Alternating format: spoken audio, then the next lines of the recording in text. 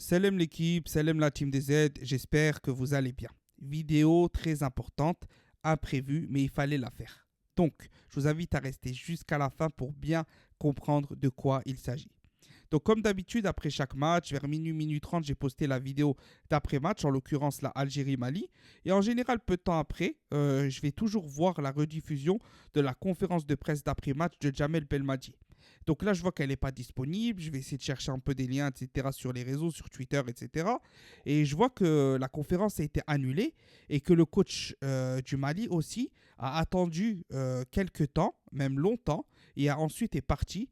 Puisque le problème, c'est qu'il y a eu une panne électrique, soi-disant, une panne de lumière, peu importe, mais en tout cas, la conférence de presse ne pouvait pas se tenir.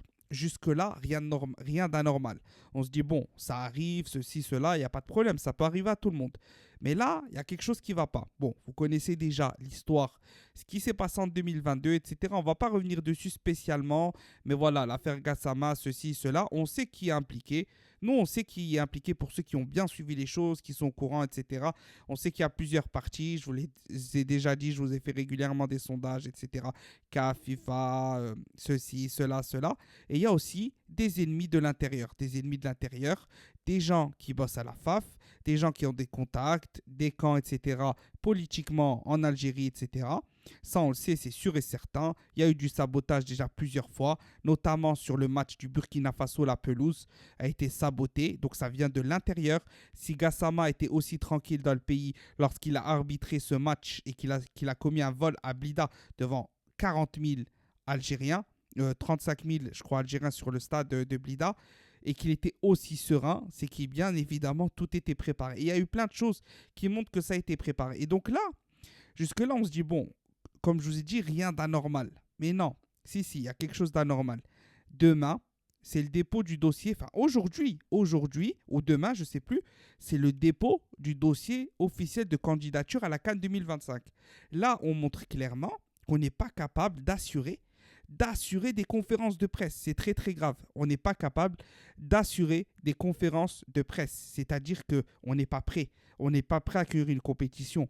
C'est ça que ça veut dire ce geste-là. À la veille du dossier, tu montres encore que tu as des soucis d'organisation dans un stade soi-disant qui est jugé comme l'un des meilleurs d'Afrique, etc., qui a été construit, le stade d'Oran, nouveau, tout aux normes, etc. Mais non, finalement, tu n'y arrives pas. Finalement, tu n'y arrives pas.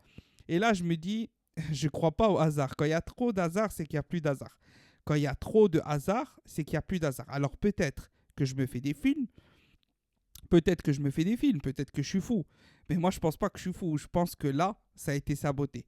Je pense que clairement, ça a été saboté par rapport à la candidature de la CAN 2025. Donc, il y a toujours des gens dans le pays. Le problème de Gassama, on en revient à ça parce qu'on est toujours à ça, n'a pas été réglé de l'intérieur. Déjà, avant de régler les problèmes extérieurs, va falloir régler le problème intérieur. Il faut savoir maintenant. Après, je peux me tromper. Comme j'ai dit, je peux me tromper. Là, c'est mon avis, c'est personnel. On va dire, il n'y a pas de quelque chose preuve, etc., etc. Mais moi, j'y crois pas au hasard comme ça.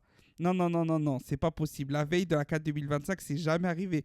Sous l'ère Belmadi, qu'une conférence de presse soit annulée. Et là, quand on commence à vouloir s'investir en Afrique au sein de la CAF, au sein d'organisations de jeux, de ceci, de cela, il se passe ça la veille. Non, non, c'est pas possible, c'est pas possible, c'est pas possible. Donc, dans le cas où j'aurais raison, bien évidemment, c'est possible que j'ai faux, que je me trompe.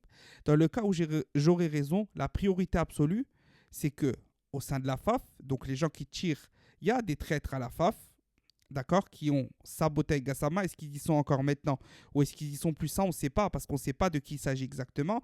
En tout cas, c'est des gens qui sont dirigés politiquement par une partie adverse de l'État actuel. Ça, c'est clair, net et précis. On n'est pas, je ne suis jamais rentré dans les détails dans ces choses-là, mais ça, c'est clair, net et précis. Et là, actuellement, donc, il se passe ça. Pour moi, c'est saboté. Pour moi, c'est saboté. Pourquoi? Quelle raison? À mon avis, la victime ensuite de l'élimination de l'Algérie à la Coupe du Monde 2022, ça c'était le premier plan. Et il y a un deuxième plan, et qui est même le plan principal, c'est de faire sauter Belmadi. Je pense sincèrement que c'est de faire sauter Belmadi. Ils ne vont pas nous lâcher à l'extérieur comme à l'intérieur. Et tant qu'ils n'auront pas fait sauter Belmadi, ils ne nous lâcheront pas. Parce qu'ils savent qu'il est compétent, ils savent qu'il peut rebondir. Oui, il a des défauts, qui n'en a pas. mais c'est un excellent coach. Tactiquement, ça reste un excellent coach. Des fois, il fait des trucs bizarres, des fois, il force, etc. Mais ça reste un excellent coach, comme on l'a toujours dit, surtout tactiquement. S'il se remet en question encore sur certains points, il est capable de remonter la pente avec l'Algérie. Il est capable de remonter la pente avec l'Algérie. Et ça, ils le savent. Ils le savent très bien qu'une CAN 2025 avec Belmadi à domicile, ils savent que ça va faire très très mal. Ils savent que ça sente la troisième étoile sur le maillot. Donc je peux me tromper, mais pour moi ça a été saboté. Ça a été saboté. Des gens qui travaillent là-bas ont dû peut-être être payés pour faire ça, pour couper des câbles. Je ne sais pas. Je vais peut-être loin, je suis peut-être fou. Mais non, en fait, je ne suis pas fou. Je sais que j'ai raison, mais malheureusement, on ne peut pas prouver. Mais y a pas, quand il y a trop d'hasard, c'est qu'il n'y a pas d'hasard. Bref, n'hésitez pas à me donner votre avis sur la vidéo. Qu'est-ce que vous en pensez? Est-ce que vous pensez que je me trompe? Est-ce que vous pensez que j'ai raison? Est-ce que rien à voir? Est-ce que ça arrive? Est-ce que ceci? Est-ce que cela? En tout cas, demain, dépôt du dossier CAN 2025. Et en février, on aura la réponse de qui organise la CAN 2025. On rappelle Algérie, Maroc, Sénégal, Afrique du Sud. Algérie, Maroc, Sénégal, Afrique du Sud. Normalement, l'Algérie est en pole position. Si elle n'arrive pas à avoir ça, c'est parce qu'il y a encore les camps qui ont su faire encore la différence avec l'influence qu'ils ont encore pour le moment et qu'ils ont su conserver parce qu'on n'a pas rattrapé assez vite notre retard. On verra bien la réponse. J'espère que la vidéo vous aura plu. J'espère que voilà, vous me donnerez votre avis en toute sincérité. Mais pour moi, quand il y a trop d'hasard, c'est qu'il n'y a pas d'hasard. Salam l'équipe, Tahia l'Algérie.